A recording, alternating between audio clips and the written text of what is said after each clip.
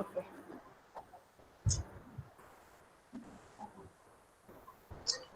Let me know if people can hear me clearly. Yes. We will first. I will introduce you. Then we can check that everything. Okay. Okay, fine. Okay. Okay. You can start your presentation after that. Okay, I have already shared my screen. I hope Okay. that. No issues. No issues. No issues. Okay, fine. Yeah. Okay. Good morning, everybody. Hearty welcome to the third day Good morning, sir. of the 5-day. Okay. Good morning. 5-day workshop on competency-based learning by Zonal Institute of Education and Training, Mumbai. And we heartily welcome all the principals, those who have joined today. These principals will be working as the course directors for the CBL workshop at their regional level. Therefore, once again, hearty welcome to all the principals, those who have joined. Now, today, we are going to see the third theme, that is mathematical modeling. For that, we are having with us young and energetic Ms. Jeenat Rahman. Ms. Jeenat Rahman is a PhD student at Homi Bhabha Center for Science Education, Tata Institute of Fundamental Research, Mumbai. She is working in the field of mathematics education and cognition.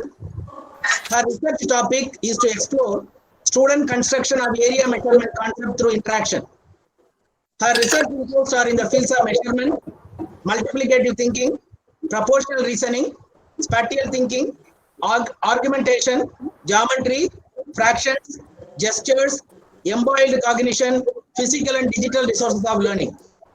She has worked as a research associate part-time with the mathematics team in the CLICS, that is Connected Learning Initiative, project of Tata Institute of Social Science from 17th November 2015 to 2018. She also worked as a full-time associate in 2018 to 19. And as a part of it, she extensively involved in the research and development of different mathematical models. She has also contributed to the online course for mathematics teachers. She has taken several teachers' workshops in different states for the same. She has been involved in taking a short-term teaching course on mathematics education with Afghan students during the MA in education from November 2019 to March 2020. She has contributed for research publication of the work done in PhD on the CLICS project. And there is a list of projects she has done it in the journals along with the other members of Homi Bhabha Center, Mumbai. Our hearty welcome to young and energetic Ms. Jeenat Rahman on behalf of the Director, Zonal Institute of Education and Training, and all the principals across all the Kendra Vidyalayas and participants from 25 different regions. And Jeenat Madam, these 50 teachers will be trained as master trainers. They are going to take this work along with them, and they are going to train the teachers in their region. Not only that, we are having the course directors, the principal, those who will be acting as a course director also are attending your this session. And I will request you to start the session and give the task to them so that they will come back at 4:30 p.m. and you can give your comments on that. Over to Jeenat Rahman. Yeah. Thank you, sir, for this generous introduction. Without further ado, I will start my presentation. All of you can see my slides, right? You are clearly visible. You can continue, Jeenat. Okay. So, as you already know, this talk is about mathematical modeling. Like it would be really nice if it is if this session can be a little bit interactive also, and teachers participate by kind of reacting and responding to some of the things which I will be presenting. And like you can interrupt in between. There is no issue with that. Like I wanted it to be more interactive and informal type. So please do interrupt if you find something like little confusing or you need more clarification on that. Okay, okay, maybe I will start with this open question, like what comes to your mind with this term mathematical modeling? At least few responses. You can type in the chat also. I will respond it to Jeenat. You can type on the chat also. She may not be able to see the chat. Yeah, or maybe I will check the chat. I will tell you what is being typed on the chat. Okay, maybe you, one of you can. You be concentrate on your presentation. Okay. I will concentrate on my presentation only. Okay, so maybe I will move to the next slide. So there are like different kinds of models that we come across. So like there are physical models, which are generally miniature prototype of the kind of the phenomena or the some reality which we are trying to understand. And it is generally a miniature model because we know that we can't capture the real thing. So we make a miniature physical model of certain reality to understand it better. Then there are also some conceptual models, and so maybe with more examples which will come in the further slides, I will explain it more. And there are also figural or schematic model. There are also pedagogical model, which I will explain in the slides in more detail. And there are some like not only as a math educator or a math teacher or a mathematically literate person, we also come across a lot of scientific models in our day-to-day life. Like we see even in newspapers, a lot of scientific models are being proposed to explain certain phenomena, like like how rain predictions and all these things are based on some weather model, and even other kind of things in reality are being modeled to predict and to understand, to infer and understand. Like as I will go further, these things will become more clear, and I will also dig deep into the learning models, like how actually we make models to understand something better. And Ginat madam, I will just read out some of the responses. Yeah, Using please. mathematical concepts for develop a system, Okay. presenting daily life situation mathematically. Yeah. It is the process of formulating a problem, finding solutions, and validating it. Exactly. Yeah. So a lot of things which I'm trying to say, most of you already have those things in mind, and we will just, I think, revise all these like properties of mathematical modeling, and like then do a task on developing some models. Another very daily life or a generic model which we came across in the COVID-19 situation. Maybe I will go deep into it in some of my next slides. Okay, so I will explain the what, why, and how of mathematical modeling. So to explain it in a very simpler terms, mathematical modeling is something where we represent the real world, some real world objects and phenomena mathematically to predict and to infer. So some of the teachers have already responded in toward this line, to solve a problem, to predict, so that we can have a better decision for a future situation. And how do we represent it mathematically? So we have those mathematical languages, those tools, like we know we can use equations, fit in equations, or we can represent it. So like I guess you can see this my cursor. So we also quantify. For example, if I wanted to understand the weather behavior, I will quantify annually, like how the weather is behaving. But now we also have those satellite pictures. So based on that, also we can predict cloud movement, wind movement, and there are online software which kind of shows the wind movement and things like that to predict and also to infer this situation in a more better way. We also use a lot of social behavior. We also understand through statistics. We know that, okay, how many people believe in something and not in something, like how many people prefer, let's say, online teaching or online education. So we can use tools like statistics and collect large data to understand. And then to understand the large data in a more meaningful way, we need to represent it in a more like we can again use some mathematical languages like plotting it on a graph or on a bar chart, or things like that to understand it in a better way, or on a pie chart, like how many percentage prefer, not prefer online teaching and things like that. And we also abstract formulas, theorems based on real world, like how on a right angle triangle, the properties and things like that, using these mathematical modeling, the mathematical language. So this is a very simple definition of mathematical modeling. Okay. So and how we do mathematical modeling. So this again I have referred very simple references to abstract out some very simple thing. So to actually make a mathematical model, we take some of the assumptions to simplify it. For example, as I said, for example, I wanted to understand the rain behavior. So maybe I will stick to like in which month there is rain, and not much on the wind behavior or certain things. So what variable I am fixing depends, like is very important. Like maybe I can't take up all the variables. Like we know that reality is very much complex.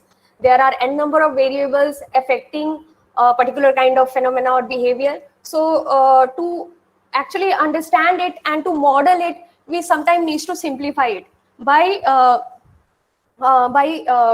defining what variables we are focusing, and not directly saying that that is the reality, because then it will be very difficult to understand the reality. So we choose one or two variables to understand some particular phenomena in the real world, and model it accordingly. And it is not that simple model are like if it is not presenting the reality, it's a bad thing. Definitely simpler models also give us a lot of information about a particular kind of behavior. So I will explain it more with examples maybe in later slides. So and how do we represent mathematically? So some of the examples I already explained in the last slide. Like we can use the tools of algebra, statistics, graph, chart, all those mathematical tools we have to represent them in a mathematically model form. And then the essence of mathematical model is also to find the problem which we wanted to model. So we can choose very real problem which are like very close to our daily life, or which are very meaningful to us, to have a more meaningful mathematical experience. I will emphasize this point more in like further slides, because it is very important for learning. Learning math is not about dealing with very abstract, unreal situations. Like we see in our, like this is a very common example which we come across on Facebook, WhatsApp, like only in math we buy 100 watermelon. Like in reality, nobody buys 100 watermelon. So things like that, which are very abstract, very unreal, comes in mathematical situations. So which may not give us a true mathematical experience. So to have a true mathematical experience, the context should be more real based. And I will clarify it more with the in the like the slides which will come next. Okay, so okay, I will explain the how again, not purely from a math educator point of view, but also from a generally mathematically literate person point of view. So this is one of the talk which happened on in the month of August, and it's a very important and very like eye-opening talk kind of thing. So if you are interested, you can go and check this talk. It's there in the Facebook page Online ChaiNY, or you can just search it on YouTube by this Professor Subrat Raju, who had actually analyzed all the models which were presented for COVID-19. So you all know that like a lot of kind of decisions were taken based on the COVID-19 model. So a lot of scientists, especially one of the paper which was extensively referred, was published in Cambridge University, which says that a 49-day lockdown is a must. But like Subrat Raju in his talk starts with explaining simpler models, and he says that even simpler models are very useful in inferring some of the behavior, but social behavior are quite complicated, so we may not be able to actually handle or address a lot of parameters, but a lot of things through digital simulations are possible, and like a lot of digital simulations are based on simpler models. So it is a very useful and very powerful tool. Modeling is a very useful and powerful tool, but one shouldn't use it for their own advantages and for their own purpose. So he kind of critically read the Cambridge paper, and he found that this 49-day lockdown was randomly chosen. There is no scientific basis for it. So why I am telling all this? Because mathematical modeling, not just for our like teaching, learning, but as a generally mathematically literate or a literate person, we should be knowing about mathematical models and engage with it more often, because otherwise these scientific publications and then a lot of newspaper articles can can actually cheat us based on these fake data and information. So we need to critically engage with some of these mathematical models so that we do understand what are the assumptions on which these models are based. If this 49-day lockdown was totally randomly chosen, or there is a like pure mathematical reason for it. So we need to engage with it more critically.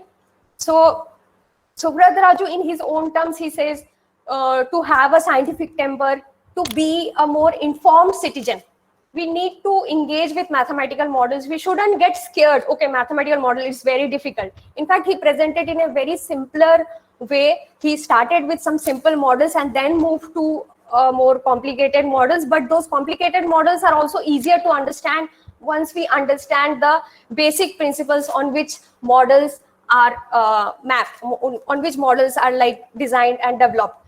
So, okay.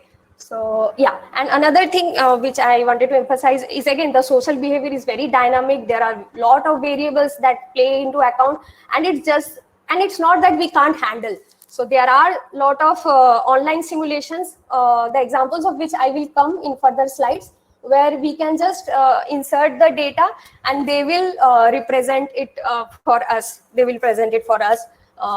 If we use those online interaction media, and maybe as an informed citizen, we should use those online platform also, and we should engage with these publications more critically, so that, yeah, of course, nobody could like give fake information.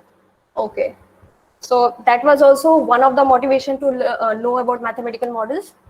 Okay, so as I said, I will dig deep into this COVID-19 modeling example. So this is a real world problem. We know that COVID-19, and if we wanted to understand the nature of COVID-19 through mathematical model, we can choose any particular issue. Like we know that due to COVID-19, there were so many issues came up which we are facing. Like we saw migrant workers going back to their homeland, to their native places, and there was no transport available. So that came out as a big problem in our country. And then there was inflation in like almost all the like basic essential things, prices have hiked. So these things kind of closely affect us. So how, like we can also study the nation's budget. We can also study our own daily budget through mathematical modeling. We can also check our like health, and health, again, not just at our personal level, but also at a national level, because now these issues are affecting us also very like individually also, and our family level also. So if we can actually study how many hospitals we have in our vicinity, how many hospitals have ventilator facility, oxygen facility, and if we can map it in a mathematically model form, and if we can like actually crowdsource it and distribute it to people, so that they also get benefit of it and they can also contribute to it. So all such things are possible. There are some open studies also which are like which one can pick up to study, for example, the demographic nature of COVID-19.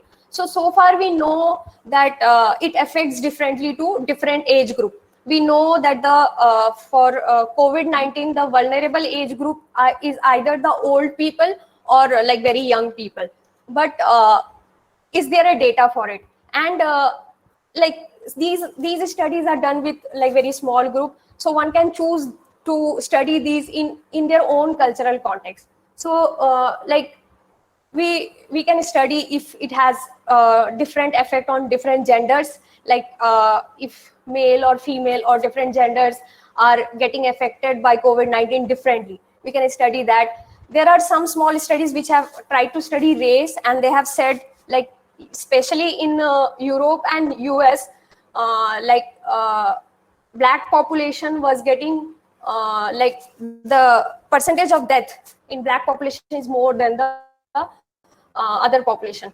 So one can actually mathematically model these social realities as well, which are very close to us. We can also check like in our like country status also, like how India is performing in terms of COVID-19. Do we have some kind of natural immunity? Do our food eating habit or our living habit have an effect? We can also check if the economic class of an individual have an effect. Like people from lower socioeconomic class, do they have they like are they more prone to get COVID-19? Are they more prone to or are they more prone to fight against COVID-19? So all such things can be studied through mathematically by mathematically modeled. Sorry. And how do we do that? So far I gave you some of the examples of the problems. So first we identify a problem which is kind of very close to us, which kind of affect us very immediately. So those problems we can choose to mathematically model. We define the problem, we collect data or observations. Like if you wanted to study, let's say the economic class, so we choose some poor households and some kind of middle class or upper class households, and we study like how many people in that class got affected, how many people from the lower class got affected, what other factors might have contributed. So all these observations we have to collect, and data like the number of people, that also we have to note down, and then we can form a mathematical model like which population is kind of more vulnerable or which population is not vulnerable, and whether economic factor is contributing to like the effect of this disease. So all such things are kind of mathematically modeled, and the example I gave are very much doable. So we know that there are a lot of like simulations, digital simulations available, but apart from that also from our daily life also we can do some mathematical modeling which are socially and individually also to some extent meaningful. Okay. So now I will again, so this I took from the learning outcome of NCERT, which Srinivasan sir shared with me, and this part I have taken a snapshot to just like understand the similarities which our curricular expectations kind of noted, and like the similarities we have with the idea of mathematical modeling. So for example, it says mathematization, and like if we come to the next slide, we will understand that mathematical modeling is very similar to doing mathematics with real world problems. So one thing which is specific to mathematical modeling is when we take a real life example or a more meaningful example, something which has kind of more meaning in our life. So as it says, like mathematization, so whether we can use the skills of mathematics like to think logically, formulate, handle abstraction, whether we can use all this in our real life situation. Then mathematical vocabulary. So some of the examples we already discussed, like we use algebra, we use graph, chart, all these mathematical vocabulary to understand some reality. So this is very much similar to mathematical modeling. Then consolidation, generalization, as we said that we predict or infer. How do we do that? By actually looking at the pattern, and to look at the pattern we first have to represent the data in a more meaningful way. For example, in a chart form. So you know that COVID data was also represented on a graph form, like how the number of cases will increase at one point. It will reach the peak and then slowly it will go down, because now people will also develop the immunity, and like there are people who are defending for the case of herd immunity. So even herd immunity will develop and cases will reduce. So all these things become more clear when we present it on in a graphical nature. Then understanding and proving mathematical statement is again a very much crucial part of mathematical modeling, where we hypothesize ki, okay, if can it be this particular model, will the behavior will be like a normal bell-shaped curve. So we will go with that hypothesis and we will check with our data. So then this point I wanted to emphasize, this point I wanted to emphasize is that it should address problems of other domains such as science and social science.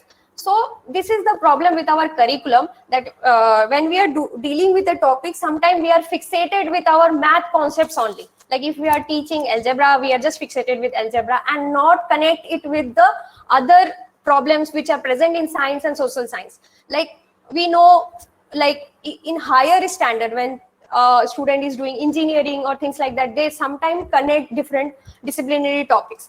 But naturally, these topics had emerged out of these different disciplinary requirements, needs. Like a lot of concepts of math came from science. The motivation for doing those kind of mathematical operations came from science. So to understand some mathematical phenomena more naturally, we need to connect it with other disciplinary knowledges and requirements as well. Another point also is to some extent in same line, where we kind of connect it with children's own knowledge and like varied form of knowledge and skills. So we shouldn't be fixated with one particular concept. Like if I'm teaching geometry, I should be fixated to geometry, but we need to integrate like maybe geometry with the sense of measurement, measuring the earth, measuring some given area, and also with some social problems which are like related to social sciences. So all these things we need to consciously do while we are doing mathematically modeling. So all these points won't be possible to do if we restrict ourselves to the curricular objectives. We need to broaden our perspective to like bring in all these meaningful context for the learner. Okay. Okay, and establishing linkage mathematics to daily life, which again is a very important point of mathematical modeling, which we already said that mathematical modeling, the important aspect of modeling is when we connect it with some real life issues. Okay. All of you are with me, right? I am not hearing people. Sorry, I am just going on. Just respond me briefly, then I will continue. Yes, ma'am. Yes, ma'am. Yes, ma'am. Okay, okay. Thank you. Thank you. We need to continue. Yes, Yeah, it is yeah. continue. Okay, okay. Madam. So yeah. So now again coming back to and like resonating the same points which is also written in our curricular expectations, curricular goals, is like doing math. We saw is same as like doing a mathematical modeling activity, where we observe, we analyze, we construct, we reason, and we connect it with real life experiences. We integrate different topics, and all this kind of give us a more authentic math learning experience, rather a math learning experience which is disconnected from the real world. So the kind of otherwise the jokes and memes which we come across, like this can happen only in a math class. So we need to we need to go away from such kind of narratives of math and make it more meaningful, more authentic, by bringing in these real life experiences, by bringing in the fact of by bringing in the aspect of doing a mathematical modeling activity. So I will go I will explain it more with examples. Okay. Yeah, again these things I am kind of I've written it in point 2. Distinguish between a conventional math practice and a practice where we do mathematical modeling. So in a conventional math classroom, what we do, we learn facts, we follow a procedure, we learn the definitions, and we sometimes like like theorems are already given. We just grammar the theorem, the proof of the theorem, and just and it is very result or solution oriented, like the math which we do in our conventional curriculum. But when we are doing it in a more modeling aspect, we collect data from the scratch. We follow a more constructivist, or we can also call constructionist. When we are using in a digital platform, we can call it constructionist or constructivist paradigm, where children construct their own mathematical knowledge. They don't follow a given procedure, they don't follow a given definition, but they construct their own definition, they construct their own understanding. They, in a classroom, they kind of work toward building a shared understanding with their peer, with their teacher. Once they have kind of constructed, let's say, a hypothesis or a definition, they evaluate it, they establish it through the given observations or data. So collecting data is same as observations also. So we can observe some phenomena, we can also kind of quantify those observations and collect data in like terms. Okay, and then once we evaluate, establish, we kind of generalize, we also find pattern, we also kind of use algebraic equations, and based on that we can predict what will be the future future result. We can also infer the situation in a more meaningful, more better way, in a more deeper way than just seeing the result, right? Once we predict, once we understand, once we do all these activities which are listed, we understand some phenomena in more deeper way than just learning it by definition or just by reading passively. So that's how modeling is a more active learning activity than the conventional form of doing mathematics. Okay, so now I will explain all these things with a more concrete example. And this example I have taken from Richard Lehrer's work. He like last January he came for our epistemic conference, which happened in HBCSE every biannually, and he has lot of publications in mathematical modeling work. And he's also, again, another very important essence of Lehrer's work is he's not fixated to mathematical modeling. He connects science and mathematical modeling together. To give an example of these integrated modeling aspect, like he also works with like middle grade students, and sometimes he takes middle grade students to like a nearby, let's say, some ecology, some like more remote area where children study the species, the number of species, they characterize the species, and they also characterize the environmental conditions, they quantify. So they kind of model the environment of that particular ecology.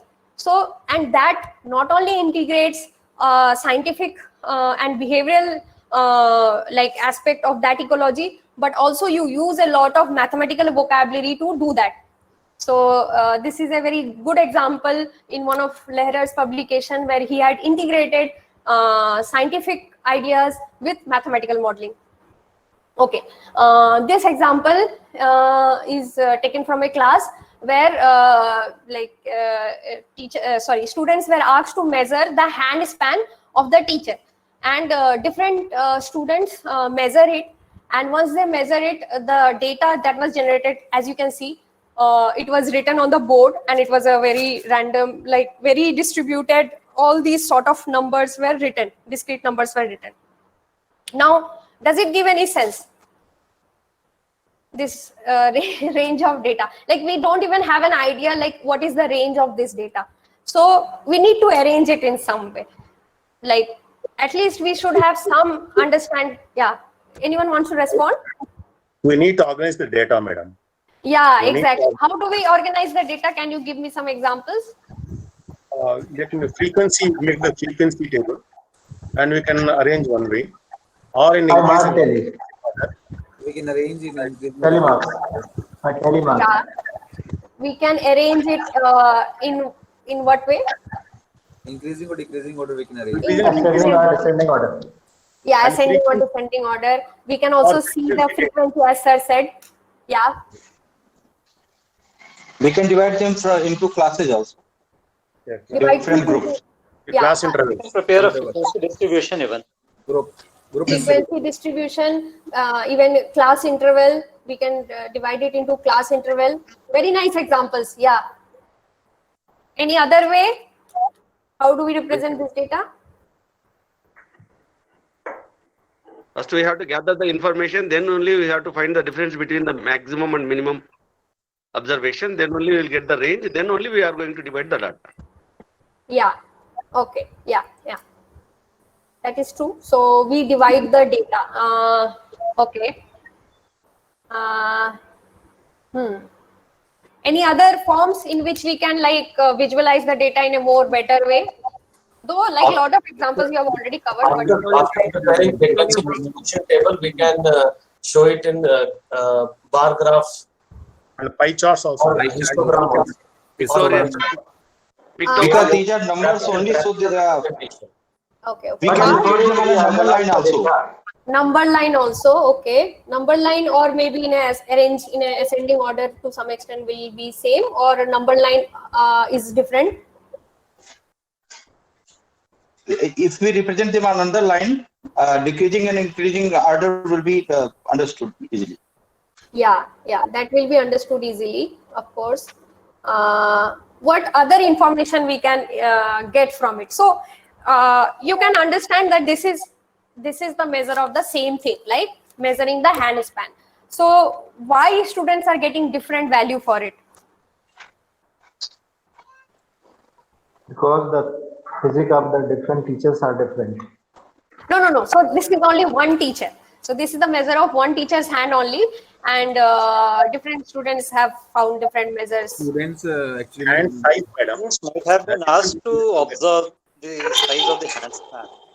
And that They is may the not be allowed to measure it accurately using a scale or something like that. Because ma'am, each student has a different scale. Okay, but they are not. We know that scales don't vary much, right? So, like even if they are using different scale, it can vary. You are saying? Madam, you can say that the distance between the thumb and the little finger will be Okay. very student. Okay, so the starting point or the end point can also be different for different students. You are saying? Okay, nice.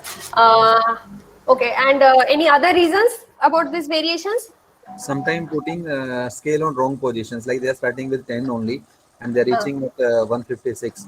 So they're giving reading at 156 only. It could be a 156. So you are saying using the scale only in a not very proper way, Yes, like maybe. reading the scale in a different way. Okay, Yes. okay.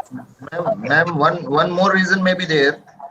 While measuring the hand span of the teacher, it may be possible that the teacher gives his hand span every time different, because sometimes it may be possible that he stretches his hand fully, and sometimes it may be possible that he doesn't stretch. Okay. It may be the possible reason. Okay, yeah, it can also be possible reason that these human variations can come when we can't we also keep changing or moving. So okay, that can also be a reason for different readings. Okay. So tell me, what is the value of collecting all these data then? Like, is it giving us some so what is the We can study the central tendency at least. Exactly, very nice point. We can actually take the central tendency. So we saw that a lot of reasons for these different measures could be due to error, could be due to human movement, dynamics of the human movement, could be due to error in the selecting the starting point, end point, could be due to misreading the scale. So there could be n number of reasons, and some could be very genuine reasons for these different numbers. But the moment we kind of plot it, we can actually use some central tendency measures, and we can to some extent see the the spread, and we can also predict the error margin, a lot of things, we can reach the correct hand span value more properly if we kind of handle this data in a more better way. And again, using mathematical modeling and a lot of example which you already said, like arranging in some order or plotting it frequency wise and looking at it like the range and everything can give us a lot of information about the accurate hand span measure. So mathematical modeling, another important aspect of it is help us in reaching the actual value in a more like, it gives us a tool to reach the actual value, to reach the preciseness. So in math, especially in the measurement context, like we try to reach the preciseness as close as possible. So this is a very very useful example of modeling which you can use with your students, and like it will kind of train them to kind of model some these simpler values and like get an idea of mathematical modeling. So I will show some of the examples which the students have actually done, and please bear with me with the sorry. Okay, these things I think we already discussed, like we structure the data, we visualize the data distribution, we measure characteristics of distribution, variability, preciseness, error, and central tendency we can check, and we model, we test our hypothesis. Okay, so please bear with me with the very fade pictures. I scanned these, but the scanning quality was not good. But you can to some extent get an idea that how different students represented the data differently. So for example, I think some of you have already said that we can like distribute it in some range form. Maybe this one is more clear. So they have distributed in like how many students have got their value from 150 to 159. So one student have got, and they have got the value 156. Then how many students from this range? So 3 students. So they have represented it in this form, like in a bar graph form. So one of you have already said that. Okay. Can you, one of you can explain how this graph is made? Sorry, I'll go back. Third graph. It is a histogram. Okay, but like how the student made the histogram, like what is the... He arranged in the form of class interval, like 150 to 60, then 160 to 70, then 170 to 80, 180 to 90, like this. He think 10-10 right. intervals. Right. Then he represents the data. Right, exactly. And yeah, and then corresponding frequency on y-axis with the suitable scale we will draw. On x-axis class intervals, on y-axis corresponding frequency with the suitable scale we will draw that. Yeah, right. Okay, and he had also organized it based on like how many have got in the range of 150s, how many got in the range of 160s, and that also in a like descending order, or yeah. So basically this also kind of give us a sense of one of the measure of central tendency, isn't it? Like we can say that maximum observations are in the range of 150s. So yes, it is correct, madam. It is from 150 to 160. Right. So one of the measure of central tendency one can predict from this graph itself, that maximum observation came here in this range. So one don't have to actually go and calculate it, but this visual information itself kind of indicating that the accuracy must be lying somewhere here, right? Okay. Then there are also kind of graph plots and line graph, point graph, and these things. There are some simpler graph models also which students have used, that like for example, these are the different. Yeah, want to respond, sir? One of you want to respond? It is pictograph. Yeah, it is pictograph. Right. Okay. Sorry about the mic. I was not knowing this term. Yeah, so they have represented in a pictograph form, and again the like it is not giving a lot of information, but of course some of the information is kind of giving. One can actually see to some extent which value have got more responses and things like that.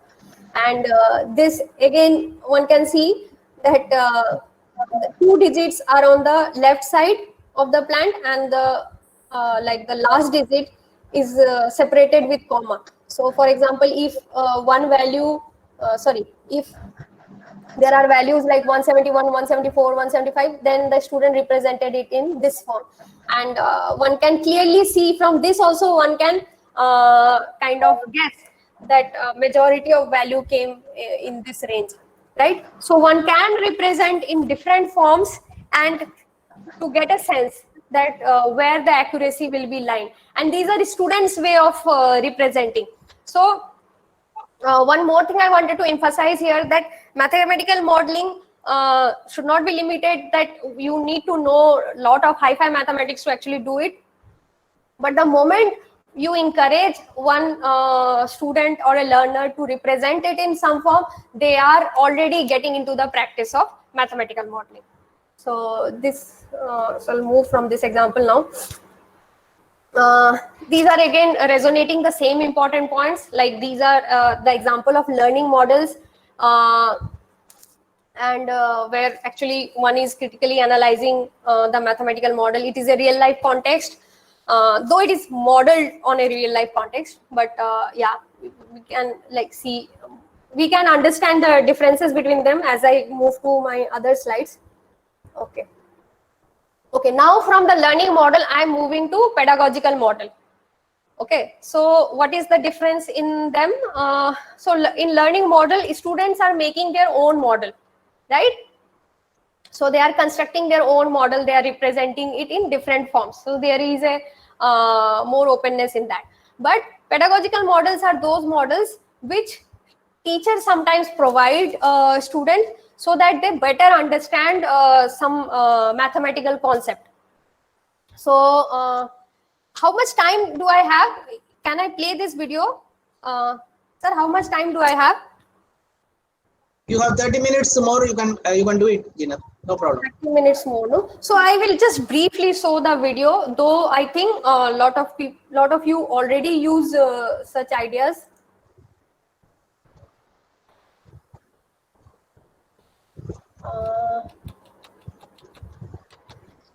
Sorry about my machine.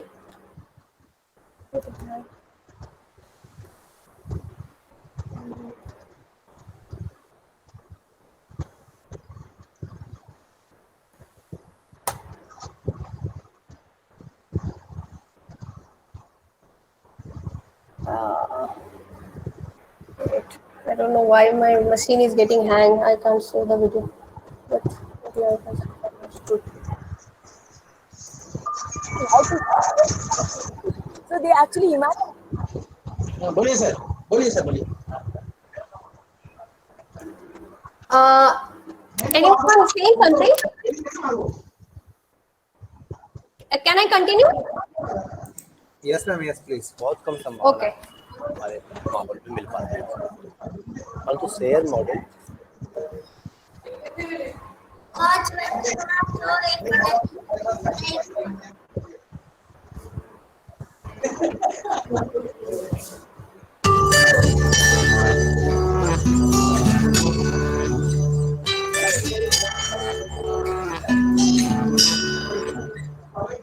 Natural numbers के साथ में काम करते हुए आज नहीं कल नहीं बच्चे अपने अनुभव के साथ उसको लिंकेट कर पाते हैं, परंतु फ्रैक्शनल नंबर के साथ में वो अनुभव जुड़ने की कुछ बहुत कम संभावना है हमारे माहौल में मिल पाती है। परंतु शेयर मॉडल बच्चों को इससे क्वांटिटी सेंस, नंबर प्रतीक, संख्या प्रतीक और नंबर वर्ड के साथ तीनों के साथ एक मिला जुला समझ बनाने में मदद करता है बच्चों को। शेयर मॉडल में एक खास भूमिका मदद मेरे को ये समझ में आती है। तो शुरुआत हम पढ़ाने में वहीं से करते हैं कि बच्चों के बांटने के अंदाज को लेकर वो बांटना जानते हैं। तो किसी होल नंबर को नेचुरल नंबर को बांटने के हम उनको बोलते हैं कि 12 रोटियों को 3 लड़कियों में बांटो, बांटने का वो जो भी अंदाज, जो भी तरीके अपने लगाते हैं उनको लगाने देते हैं। कई तरीके नए बच्चों के तरीके उसमें निकल के आते हैं। उसमें से कोई एक तरीका हम सिलेक्ट करके सभी आम सहमति से बच्चों को बना के और फिर वो एक तरीके पे चालू आगे बांटने का काम चालू करते हैं। फिर उस सिचुएशन को यानी एक सवाल की सिचुएशन को फिर नंबर में ढालने का एक प्रयास करते हैं। तो जब एक सिचुएशन को नंबर में डालने का काम हो जाता है तब फिर हमारा पहला चरण हो जाता है। उधर से उस सिचुएशन को बेस करके मैं फिर हिस्सों की तरफ मूव करता हूँ। सर जी 15 रोटी को 5 लड़की में बांटना, तो हमने बांटा 15 रोटी को 5 लड़की ने 3 रोटी मिली। जी वो 3/4 है तो अपन ने 3 रोटी बना ली पूरी और 4 लड़कियों को बना ली तो 3/4 मिला। हाँ, ये पहली वाली रोटी को कैसे बांटा था? सही, एक रोटी है उसमें 4 टुकड़े कर लिए, दूसरी में से कर ली, तीसरी में से कर ली। एक रोटी को 4 टुकड़े किए, उस टुकड़े का नाम क्या है? 1/4। 1/4।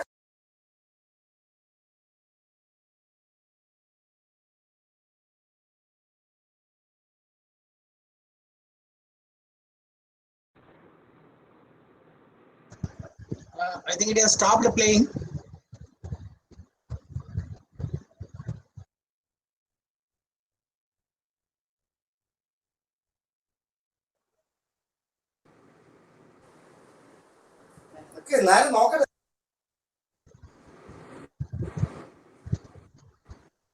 Unmute your mic, Jonathan.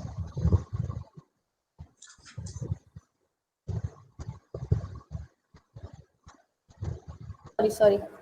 I don't know. I was saying in between. Did I miss something? Did any of you were saying something which I missed? No. That video stopped actually. Stopped playing. Oh, okay. Okay, maybe I won't play it again. But basically, my idea was to give you an example of how a mathematical concept was modeled on a social reality. So and I'm sure a lot of you teachers also do it, so we know that understanding natural numbers is still to some extent easier, in the sense a student sometime connect it with their real experiences. Okay, I have 4 apples, I have 2 balls, I have 1 bat. All these things, they kind of map it on their social reality and understand those experiences. But with fraction, their real life experiences was not very clearly visible. So that was an example. I will share the video if you are interested in the WhatsApp group, where the teacher is kind of using this sharing model of chapati to explain different fraction concepts, and later even fraction operations with the idea of sharing and the context of chapati, roti, which is a daily use or daily thing in a normal household. So how they model this concept of fraction on a social reality thing. Another example, which is again from Eklavya Foundation only, and it's a very interesting work. So here, so I will just read the name of the paper. It was published in Maths Education and Society conference. It is making sense of percentages and its implication in unpacking inequality and discrimination. So I'll briefly give you the context. So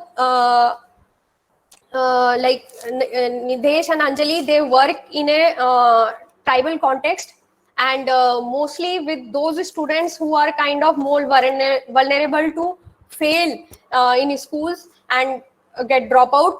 So they were trying to teach those students.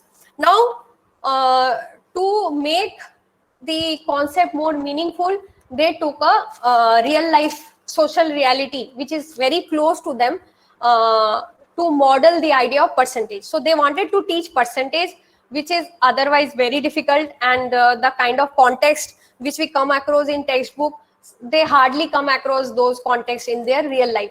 So in an urban setting, we still talk about discount and all these things we do come across in mall and in shopping. But even those contexts hardly come in our textbook. Occasionally they do come, but it is percentage mostly come in the context of cost price, selling price, which a student will be hardly engaging with unless that student is child of a like seller or something. So we need to actually situate the context on a social reality which is more close to the student. So what they did, these students, since they are from the tribal society, so they their parents take loan, and this is been happening historically. So we all know the idea of Munim. I think we know Munim. So they used to give people used to get loan from them with some taxation rate. So earlier it was like they call it 1% or 1% or 10%, 10% of the the principal amount which you take as a loan. So, but the rate of this interest which the Munim takes was generally 10% per month. So then these students were asked to make a table to compare that how much they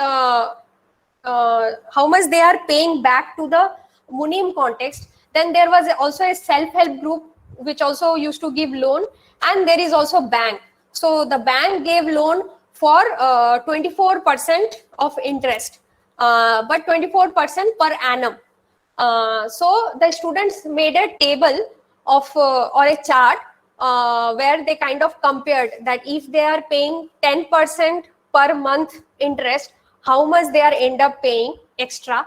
If they are paying 3% per month interest, how much they are end up paying extra.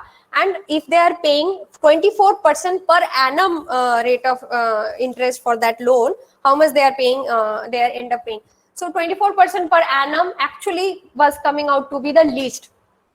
So this again, they used they mapped their social reality problem in a more mathematical form.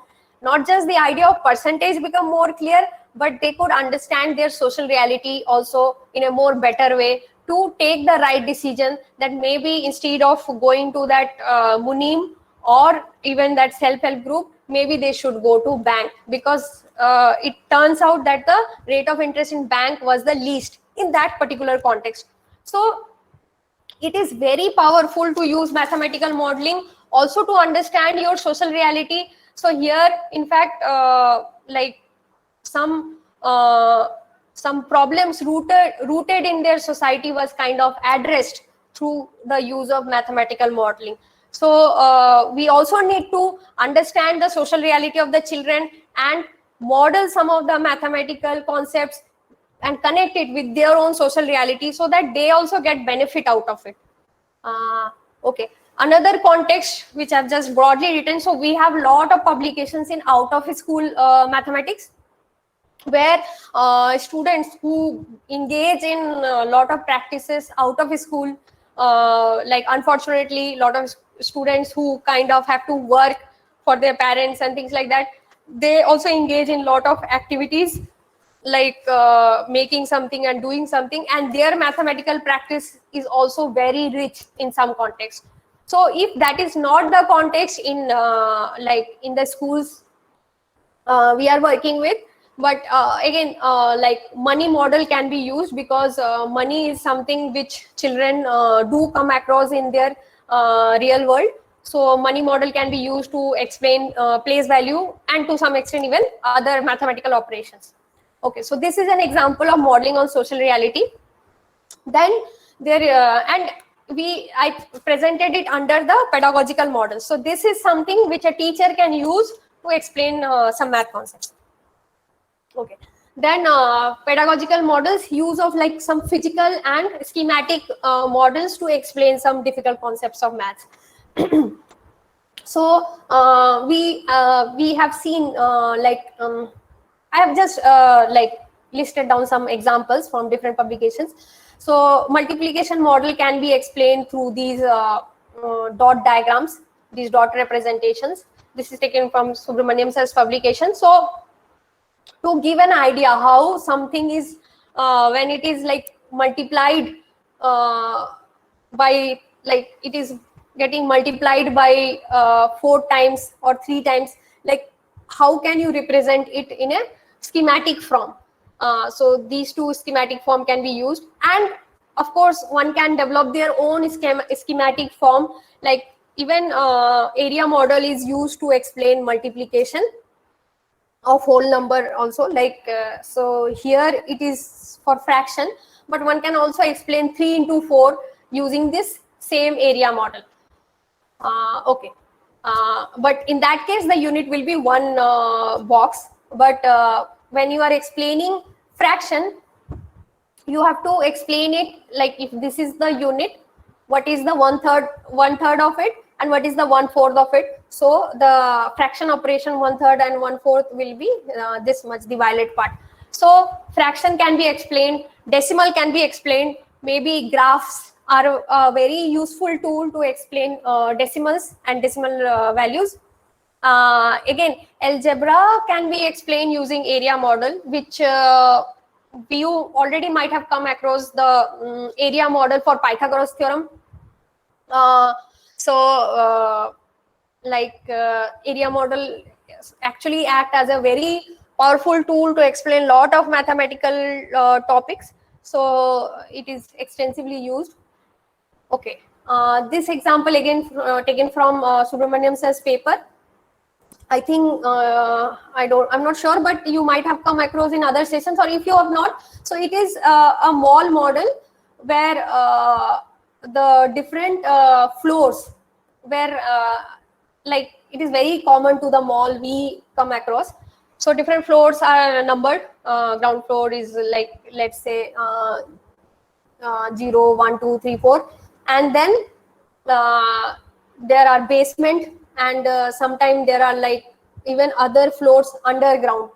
So those can be numbered as -1, -2. In some malls it is actually the case. So how students can do different numerical operations using this integer model can help them understand the integer operations, because actually students had a very hard time understanding negative number, and after that like doing numerical operations with negative numbers. So this mall model can actually help them in doing these mathematical operations in a more meaningful way. So this is also one purpose. So one can actually map in on social model. One can also use these real models and kind of extend it further to help student abstract different mathematical ideas. Then from physical model, I think we already use a lot of concrete model, especially in the context of teaching geometry. So for example, to understand square, rectangle, we use a lot of concrete examples which we have available to us. So this example I took from NCERT learning outcome document only, that Caesar can be used to give the idea of vertical opposite angle. And apart from that, even there are other examples given in the textbook to bring in the idea of angles, and like even engage with like acute angle, obtuse angle with those concrete examples. Then circle can be understood through bangle, coin. All these physical models can also be used to explain different mathematical concepts. Okay, now the last thing which I wanted to say in this is the use of digital models, which I very briefly said in my initial slides, where I was saying how a lot of real world problems are now mapped into some digital form, and then these problems are taking much more simpler form to deal with. A very powerful and very renowned work which was done using mathematical modeling was this folded. So where different protein structures were kind of modeled into this interactive platform, and this platform is later crowdsourced, and like with the help of this platform, lot of new protein structures were discovered by people who have nothing to do with chemistry or biology. So in fact, one of the publications they have a 14-year-old guy also as a like co-author, and he has done nothing but played this game. So how complicated scientific realities can be modeled in a different platform is also an example of mathematical modeling. Then this is an example of Arrowgade, and it is a chemistry platform where even one can make different molecules. He's actually a scientist working in molecules. Like based on his name, this platform was developed. So one can make different molecules. One can actually make even nucleic acids, DNA, and all sort of things in this platform. And so another kind of strength of modeling also comes, and with the digital platform, is the simulation. So we can simulate in a digital media to predict what is going to happen and things like that. So there is an extra strength that we get when we model on a digital platform and simulate them. There are some open source online mathematical modeling and simulation sites also, like MATLAB and everything, which one can use to model certain things which they find in their real world and see it in a different form. So those can be used. Okay, so these are like, for, as I said, like understanding modeling has two aspects. One, to be more mathematically literate, to use all these strengths of mathematical modeling. Second, to use it in our teaching and in mass education. So, okay, there are two examples which I have taken from two literatures, and they are based on embodied cognition model. So, to explain you embodied cognition very briefly is that discipline which thinks that one learn only through interacting with material. So and embodied cognition means like knowledge is not some abstract thing, but it is all there in our body, and as our body interact with certain thing, we abstract and understand this concept better. So based on these, touch count is developed, and graspable math activity, and a platform where children actually play around with algebraic identities and even algebraic variables to understand algebraic operations better. Like I will share the link of each of them so that all of you can actually explore in your in your open free time these online activities.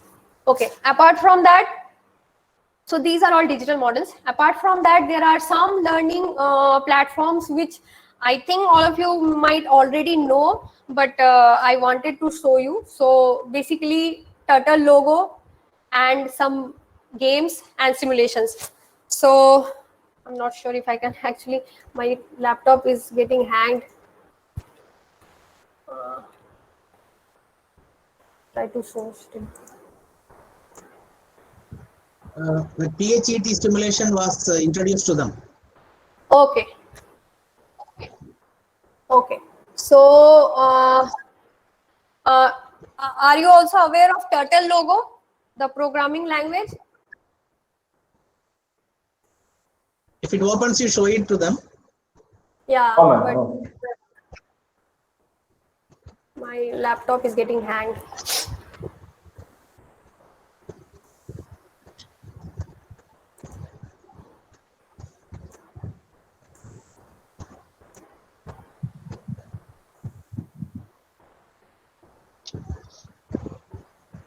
Give me a few seconds so that I can open it.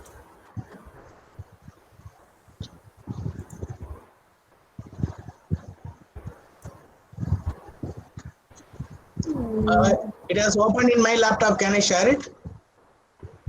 Yeah, it opened in my laptop also. So Okay, show it then. Show it. Yeah, I will continue. So so we saw that we can use like different platform to even, so this is a programming language, and to ease your discomfort, this platform is used even with elementary students. So it's very simple. You just click here, and this is a very simpler version, so it has only these 3 commands, but the generic version has all sort of commands which a learner can use. So I will just use these 2 commands. Okay, so and like one can learn it by just exploring. So the moment you click forward, the turtle moves forward. And here also I can change the value. Let's say I change it to 45 or 30, anything I can change. And now I will click on this. So we can see that the turtle is moving 45 degree in anti-clockwise direction. So this way I just command the turtle, and I can create what I want. So okay, so as you said, like to some extent I tried to make it right angle triangle. So these kind of tasks also can be given to, so here also they are kind of understanding shape, creating shape, and not in their like a paper pencil mode, but using this language platform. So there, this whole idea, like kind of the geometry idea, I am modeling it in a digital platform situation. So this is also an example of digital modeling. Okay, I will not go deep into it. There is also a game I wanted to show, but maybe this will also be covered in tomorrow's talk, not sure. So PhET, I think Srinivasan sir said ki you were already acquainted with. I will try to show the game then.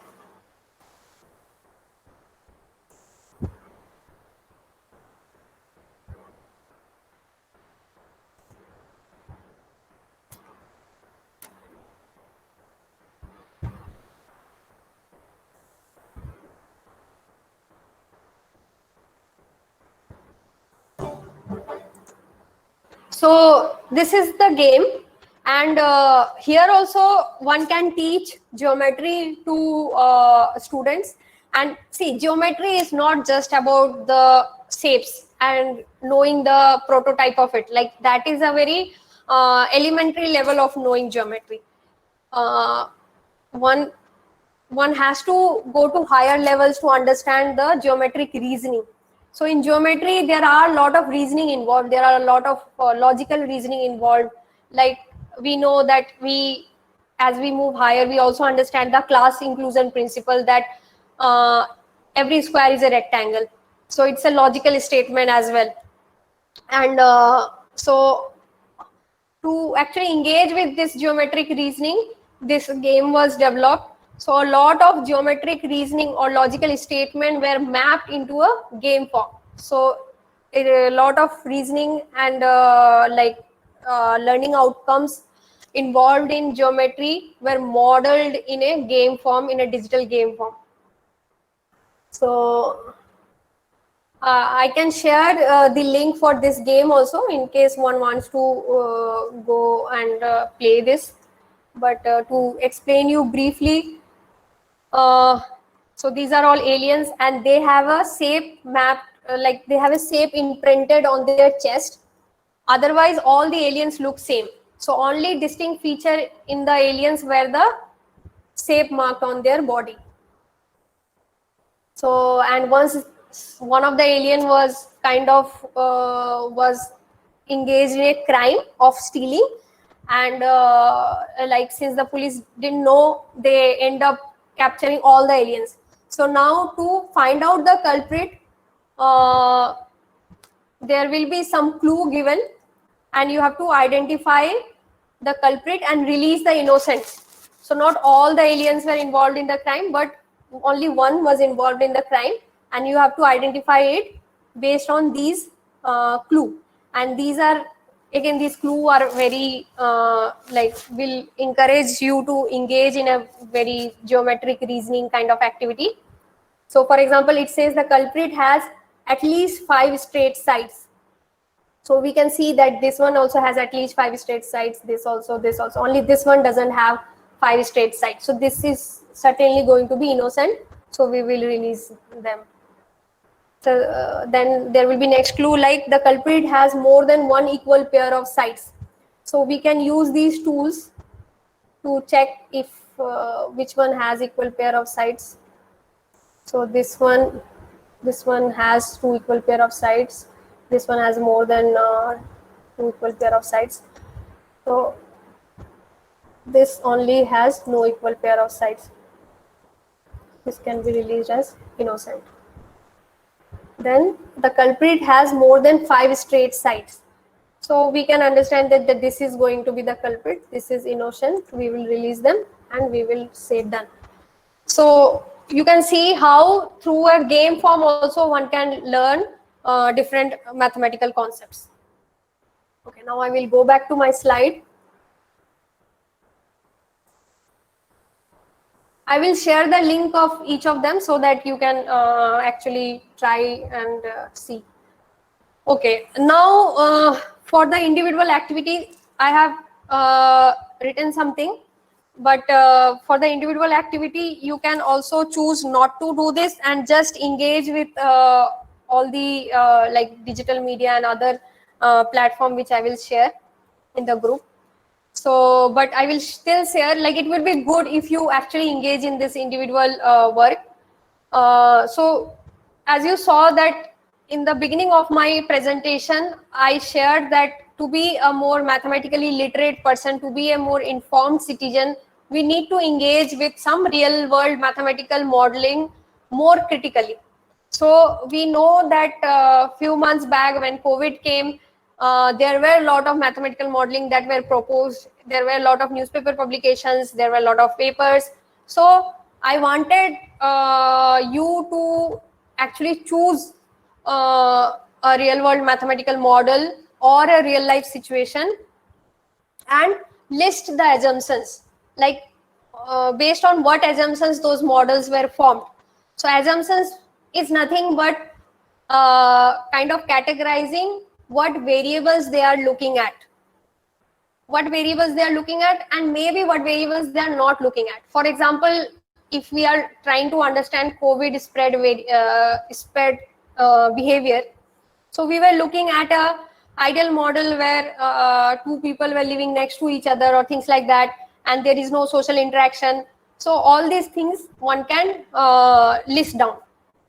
Then kind of read what are the data points they have collected, or what are the observations they have done. Then analyze and visualize the data point, like try to represent it as a graph, or if they have already represented it as a graph, just read it more critically to understand if it indicates the data value or something like that. Then make conclusions and future prediction, and after all this, try to note down what is the significance or importance of the model. Did it was able to capture the problem it was trying to address? So this I wanted you to do as an individual activity, where you choose a real life mathematical model and try to read it more carefully and kind of list down these factors in it. Okay, anyone wants to say something? Yes, Ginat madam, normally they will be presenting in the form of a group actually. So Okay, we will so, okay. for every group we will ask them to present 2 models today. Okay. So, group activity, I wrote something else as a group activity. This, so if they are interested, they can do, or they can drop it, because group activity also will require a lot of time. So for group activity, as you already said, they can identify a math topic and model it in a real world context. So I already gave an example. Either you can model it in the social reality of the child, or in a social reality which you assume may be more connected to the child, or model it with some concrete models or schematic models some of the examples I already showed. Then also, so for example, there was an area model which I proposed for fraction. So whether you can bring more variations, like it is not just to understand fraction or represent fraction, but one can do fraction addition, subtraction, other operations in fraction. So those variations also you have to bring out and then list the learning outcomes of that modeling exercise. Another group activity which you can do is identify a real life problem and then represent it in a mathematical form. Like clearly say what will be the observations or the data points and then list the learning outcomes. So these two I thought as the group activity which you can choose. Okay, let us ask each group to do one maths topic and one real life problem. Okay. Okay. So that there are 5 groups and they will come out and in the evening by 4:30 they will be presenting one maths and one real life. Okay. Okay. Okay. That will be better, I feel. Yes. Yes. Okay. Okay. Thank you. Anything else to you continue? No. So maybe I will share the You share it with me. I will share it with them. You are having my email ID, no? Okay. Share it. I will share it with them. Okay. Okay, Ms. Jeenat, we will just give some time to the principals, those who will become the course directors. There is any questions, sirs, from principals?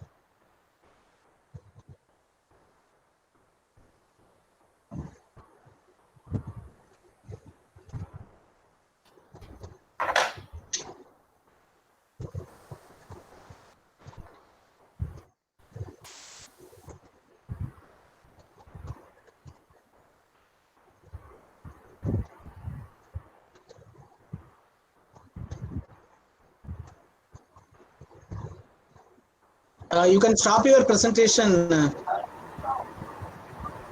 Okay. so that we can hear anybody who is talking. Yes, sir. Karan sir, you want to tell something? Yes, sir. This PowerPoint presentation, can it be shared with us? Yes, sir. Yes, sir. She is giving, sir. I am sharing, sir. Okay. Thank you, sir. I am sharing it. Thank you, sir. Any other principal who want to just have any kind of clarification regarding this particular theme? Good morning, sir. This is Pankaj Kumar Jain, Principal Kendriya Vidyalaya Balaghat. And actually, now today I only joined this program, and a really good modeling mathematics modeling is presenting here. One thing I want to observe that all the means PPT and the links that you will share to us in our mail, so we can conduct this course in an effective way. That is my Yes, sir. It will be shared with the resource person also and with the course directors also, sir. Thank you, sir. Thank you. It will be done. Any other query from principal? Good morning, sir. Good morning, Yes, sir. Yes, sir, please. Yes, I am Dr. M.M.A. Usmani, Principal Kendriya Vidyalaya BSF Jodhpur. Sir, first of all, I am very much thankful to you that you have provided this opportunity. And for the last 2 days lectures, if it will be shared with us, so that will be... Yes, sir. We are having the material for the last 2 days and we are having the video recordings also. Everything will be shared. Thank you, sir. Thank you. We are recording the whole session. Exactly, sir. And you will get the recording also. Thank you, sir. Okay. Now, I think we will move on to the participants. Any participant having any, you want to ask anything to Jeenat, madam? Any query from the participants?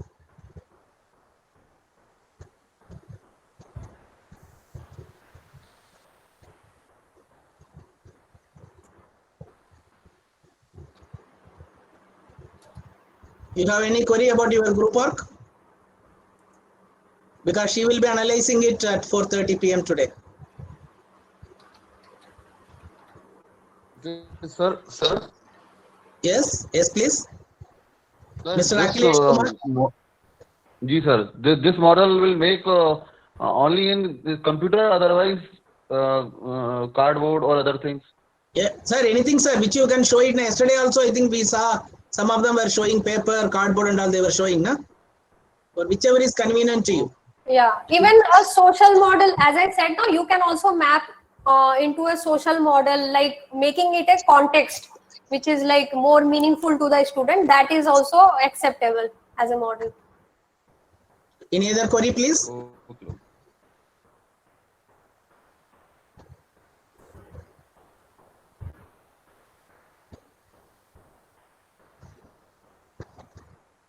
Any other query? Okay, well, thank you very much, all the principals and participants. Please, participants, stay back for online attendance. Okay, thank you.